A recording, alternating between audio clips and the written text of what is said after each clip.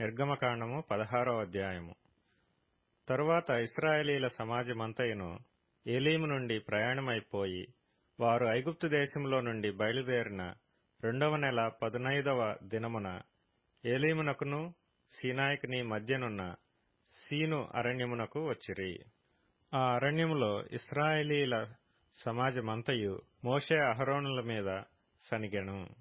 ఇశ్రాయేలీలు, మేము మాంసం వండుకొని కుండల యొద్ద కూర్చుండి తృప్తిగా ఆహారం తినునప్పుడు యెహోవా చేతి వలన ఎలా చావకపోతిమి? ఈ సర్వ సమాజమును ఆకలి చేత చంపుటకు ఈ అరణ్యములోనికి మమ్మును అక్కడ నుండి తోడుకొని వచ్చితిరని వారితోననగా, యెహోవా మోషేను చూసి, ఇదిగో, నేను ఆకాశము నుండి మీ కొరకు ఆహారమును కురిపించెదను.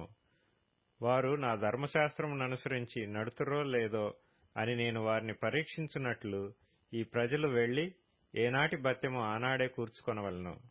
మరియు 6వ దినమున వారు తెచ్చుకొనిన దానిని సిద్ధపరచుకొనవలెను. వారు దినదినమున కూర్చుకొను దానికంటే అది 2 ఉండవలెనెను. అప్పుడు మోషే అహరోనులు ఇశ్రాయేలీలందరితో, యెహోవా ఐగుప్తు దేశములో నుండి మిమ్మును బయటికి రప్పించినని సాయంకాలమందు మీకు తెలియబడును. యెహోవా మీద మీరు సణిగిన సణుగులను ఆయన వినుచున్నాడు.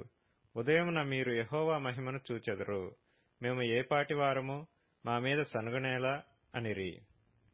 మరియు మోషే, మీరు తినుటకై సాయంకాలమున మాంసమును, ఉదయమున చాలినంత ఆహారమును యెహోవా మీకియ్యగాను, మీరు ఆయన మీద సణుగు మీ సణుగులను యెహోవాయే వినుచుండగాను, మేము ఏపాటి వారము, మీ సణుగుట యెహోవా మీదనే గాని మా మీద కాదనెను. అంతటా మోషే అహరోనుతో, యెహోవా సన్నిధికి సమీపించుడి, ఆయన మీ సణుగులను వినెనని నీవు ఇశ్రాయేలీల సర్వ సమాజంతో చెప్పుమనెను. అట్లు అహరోను ఇశ్రాయేలీల సర్వ సమాజంతో మాట్లాడుచుండగా వారు అరణ్యము వైపు చూచిరి. అప్పుడు యెహోవా మహిమ ఆ మేఘములో వారికి కనపడెను. అప్పుడు యెహోవా మోషేతో ఇట్లనెను, నేను ఇశ్రాయేలీల సణుగులను వింటిని. నీవు సాయంకాలమున మీరు మాంసము తిందురు, ఉదయమున ఆహారం చేత తృప్తి పొందుదురు. అప్పుడు మీ దేవుడనైన యెహోవాను నేనే అని మీరు తెలుసుకొందురని వారితో చెప్పుమనెను. కాగా సాయంకాలమున పూరేడులు వచ్చి వారి పాళెమును కప్పెను. ఉదయమున మంచు వారి పాళెము చుట్టూ పడియుండెను. పడిన ఆ మంచు ఎగిరిపోయి తరువాత నూగు మంచు వలె సన్నని కణములు అరణ్యపు భూమి మీద కనబడెను. ఇశ్రాయేలీలు దాని చూచినప్పుడు అది ఏమైనది తెలియక, ఇదేమి అని ఒకరితో ఒకరు చెప్పుకొనిరి. మోషే, ఇది తినుటకు యెహోవా మీకిచ్చిన ఆహారము. యెహోవా ఆజ్ఞాపించినదేమనగా, ప్రతివాడును తన వారి భోజనమునకు ప్రతివాడు తన కుటుంబములోని తలకు ఒక్కొక్క ఓమెరు చొప్పున దాన్ని కూర్చుకొనవలెను. ఒక్కొక్కడు తన గుడారములోనున్న వారి కొరకు కూర్చుకొనవలెను. ఇశ్రాయేలీలు అట్లు చేయగా కొందరు హెచ్చుగాను కొందరు తక్కువగాను కూర్చుకొనిరి. వారు ఓమెరుతో కొలిచినప్పుడు హెచ్చుగా కూర్చుకొనిన వారికి ఎక్కువగా మిగలలేదు, తక్కువగా కూర్చుకొనిన వారికి తక్కువ కాలేదు. వారు తమ తమ ఇంటి వారి భోజనమునకు సరిగా కూర్చుకొని ఉండిరి. మరియు మోషే, దీనిలో ఏమియు ఉదయం వరకు ఎవరునూ మిగుల్చుకొనకూడదని వారితో చెప్పెను. అయితే వారు మోషే మాట వినక కొందరు ఉదయం వరకు దానిలో కొంచెం మిగుల్చుకొనగా అది పురుగు పట్టి కంపు కొట్టెను. మోషే వారి మీద కోపపడగా వారు అనుదినమును ఉదయమున ఒక్కొక్కడు తన ఇంటి వారి భోజనమునకు తగినట్టుగా కూర్చుకొనిరి. ఎండవేడిమికి అది కరిగెను.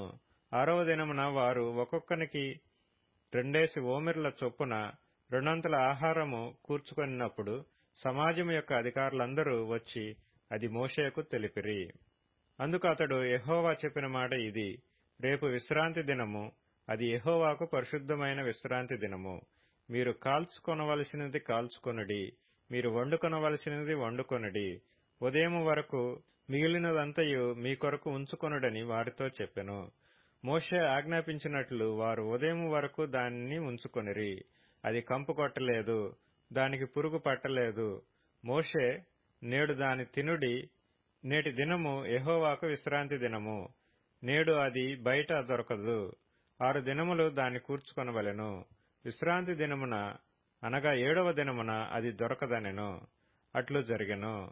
ప్రజలలో కొందరు 7వ దినమున దాని కూర్చుకొని వెళ్ళగా వారికేమీయూ దొరకకపోయెను.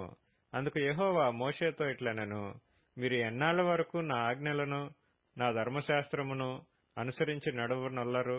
చూడుడి, నిశ్చయముగా యెహోవా ఈ విశ్రాంతి దినమును ఆచరించుటకు సెలవిచ్చెను గనుక 6వ దినమున 2 దినముల ఆహారము మీకు అనుగ్రహించుచున్నాడు.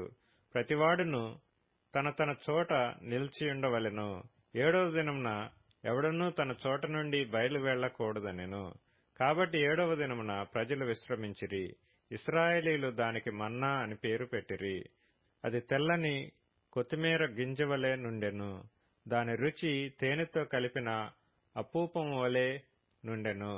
మరియు మోషే ఇట్లనెను, యెహోవా ఆజ్ఞాపించినదేమనగా, నేను ఐగుప్తు దేశము నుండి మిమ్మును బయటికి రప్పించినప్పుడు అరణ్యంలో తినుటకు నేను మీకిచ్చిన ఆహారమును మీ వంశస్థులు చూచున్నట్లు వారు తమ యొద్ద ఉంచుకొనుటకు దానితో ఒక ఓమెరు పట్టు పాత్రను నింపుడనెను.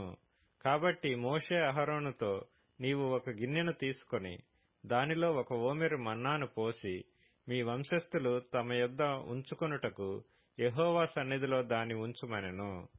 యెహోవా మోషేకు ఆజ్ఞాపించినట్లు ఉంచబడుటకు సాక్ష్యపు మందసము ఎదుట అహరోను దాని పెట్టెను. ఇశ్రాయేలీలు నివసింపవలసిన దేశమునకు తాము వచ్చు 40 ఏండ్లు మన్నానే తినుచుండిరి.